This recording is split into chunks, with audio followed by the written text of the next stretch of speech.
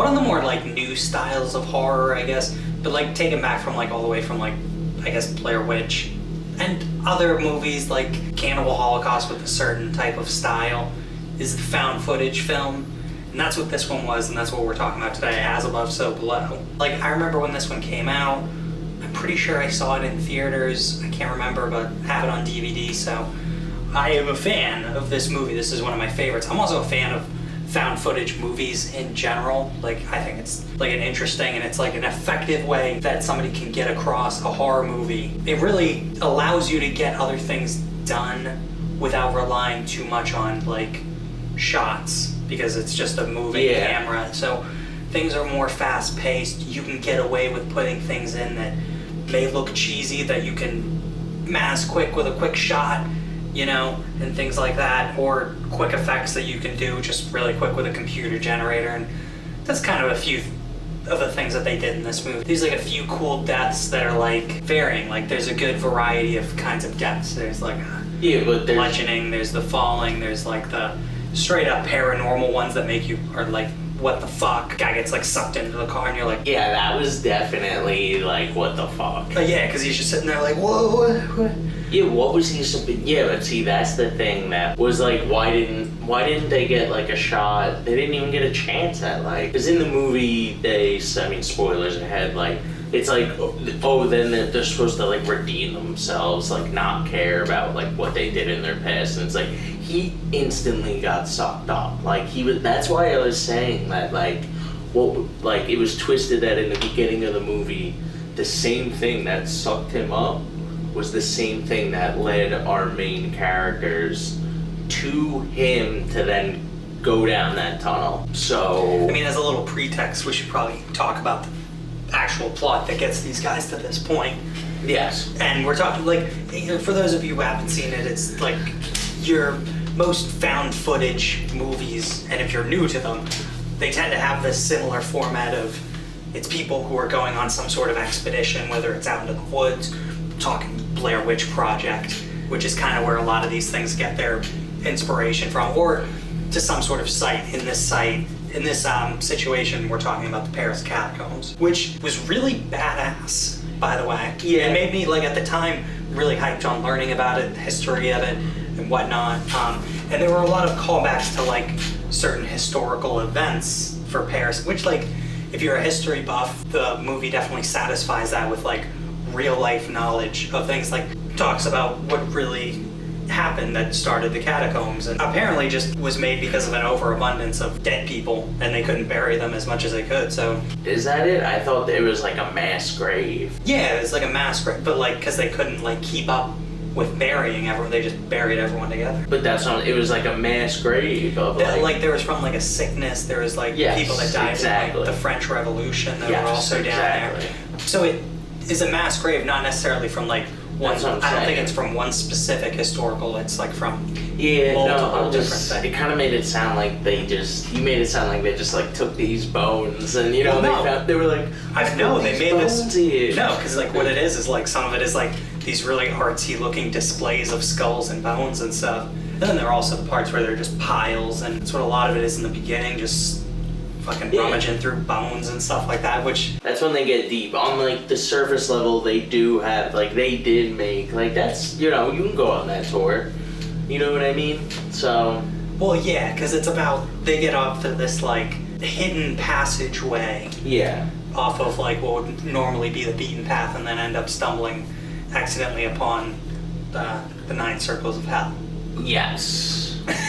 Yeah. Which, like, it goes into, like, a good amount of like mythos, which like is cool. Yeah, I enjoyed that. Makes you want to like get on the internet then and research stuff after. So it's one of those movies that gives you like a lasting impression. At least for me, for sure. This is a movie that I've seen like a bunch of times. It's like a very easy to watch, hour-and-a-half fucking adventure horror. It's basically what it is. Where it follows that typical horror format of, you know, you got a group of people going into a situation, just getting picked off one by one, as per typical horror cycling. I mean, once it happens, they all happen fairly quickly, though. Right. There's a good amount of travel that leads up to it. I don't know. That's like the funny, stupid part is like the people who are French, like one of their people die, and they're like, they're sitting there crying, and other people are like, all right, we gotta move, so, like the ones that they're not boys with, and then person in their group dies shortly after, and they're sitting there crying, and they're like, yo, gotta move, like, let's go. So it was like, that was like, oh, like, come on, like, it's so like, because that like kept happening where they were like, oh, like they were sitting there mourning, and then it's like, yeah, but you gotta go. That should have been like after the first death. Every death you're gone, like keep moving, just. Well, I mean, they put a good emphasis on investment in, at least from the character's perspective. You yourself don't really get that invested in the character's well-being. At least I didn't. No. But they at least the actors make an attempt of making up for that. But I think it's more so the fault of the storytelling structure in general, that, because I guess it's contrast to, like, we just watched another Stephen King horror before this one. What the fuck did we watched Doctor Sleep right before this, which had, like, just contrary to this type of horror, had a really strong emphasis on characters and your investment in their well-being. But it also comes with taking that time to establish that. Maybe that's that extra hour that's in that movie that isn't in this. Is that time with character development, which is one thing that you could probably say is missing, because these are all just like plain old vanilla characters, which like are tasked with overcoming trials, which like most of them aren't successful with, because it's going through the 9 circles of hell and it exploits your sins and whatnot, and it's that type of story. But because you don't really get a backstory on the characters themselves, you get a little brief. A lot of it leaves you confused in that way. So from a storytelling perspective, it's not entirely satisfying in that way. So when I watched it, I knew within the first 20 minutes every single thing that was going to happen, and that's why I didn't like it. Okay. I mean, because they basically laid out what was everything they talked about in the first 20 minutes is exactly what plays, like, up until they go down that tunnel, everything they talked about plays out exactly how they said it would the entire time. Oh, pretty much, because he's sitting there saying it's a bad place. Don't go down there. If you go down there, don't return. But is that not the foreshadowing of any horror movie? I mean, it's just never the guy. No, It just usually isn't the guy who's going in there. It's usually like a guy from afar, like that place. That's Camp Blood, go there. Or in this scenario, rather, like, it's the guy who's about to give them a tour of it, who goes through it, and he insists, like, my buddy's fucking lost in here. Like, it's an evil place. Yeah, but it was apparently right when they get in, it's an evil place. Because they try going around it, because the guy is like, no. Like, no one goes down that. We go around, and then they get through this bone pile that was like pretty long, and they're in the exact same place, and the guy was freaking out. Yep. And then the tunnel collapses behind them. Or no, sorry, that happened before, and then they go. Actually, it happened during. I'm sorry, it happened during. It confuses you like that, because the whole movie is just going around in a circle. Yeah, no, I mean, they just walked the same exact place. Like, it followed like a pattern of the route they were going. Right. But then again, they say that because that's the only way down is the only way up. Yeah, because you see this like reversing of things when they get down to that. Yeah. What is that? Apparently the gate to hell. That is the gate to hell. Which. It's in Paris, so. Well, in case you were wondering. I mean, like, I guess so, though, dude. With what happened, I guess so. It's not like a typical horror movie. It doesn't have the first 10 minutes where it picks up with, like, an action sequence. I actually took note of this when I was watching the movie, with all of the, like, pretext. I didn't take a physical note. I took a mental note.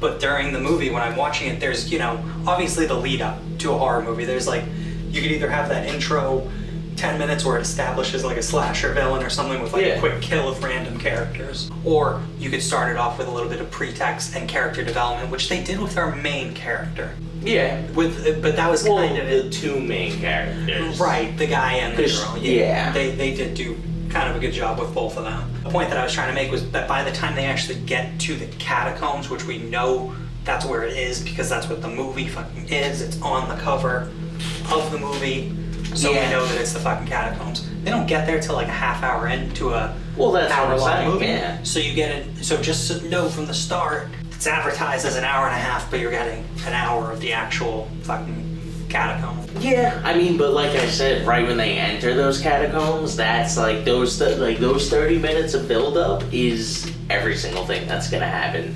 Found footage is a good way of getting a lot out of a smaller budget, which, wouldn't you believe it, this had a budget of $5 million. Really? Which is higher for non-franchise horror movies, I would say. That's high. Definitely. I would have expected more like 2, but maybe that has something to do with location. You would have expected $2 million? I would have expected 2. I would expect like 200,000. Because looking it up here, it says they did shoot in the Paris catacombs. Wow. So, I mean, maybe that had to do with the budget. Maybe they had to fucking slip some money someone's way. I did not think it was It's not like Paris would be like, oh shit, you're doing a movie about how there's hell under our city? Fucking go ahead, bro. What would you rate this one on the spooky ghost scale? On the spooky ghost scale, I would probably give this a 3.7. Interesting. Yeah. You know, your boy would give it a 3.75.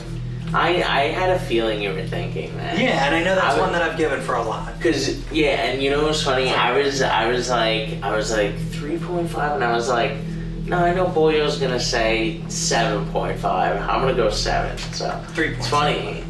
Yeah, just 3.7, but it was funny. I was also thinking 5, so 5.7, not 7.5, like Boyo. Yeah, it's not quite the 4. What keeps it out of the 4 category is the lack of like any sort of compelling story. Yeah.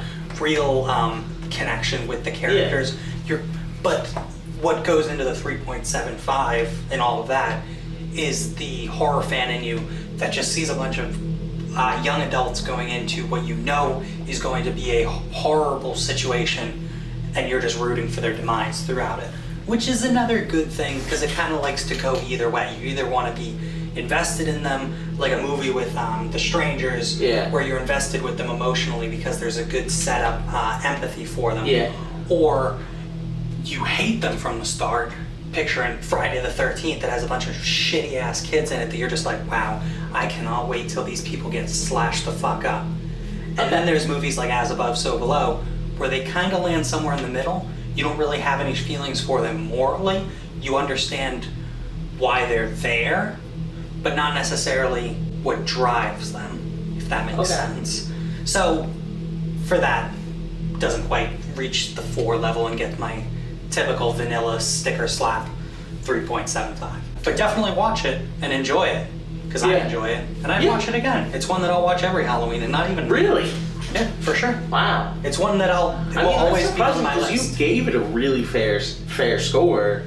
Like, you understand it's like nothing special, but for what it is, it's very enjoyable. But that's the thing. Maybe that's to say for a lot of new horror movies that most of them don't quite maybe hit that mark that some older ones do. Yeah. Well, see, I think you're gonna have to, because we're drawing the near end of this series. You know, I think in our final one, you're gonna have to remind me to discuss something with you. I think I'll remember. Okay.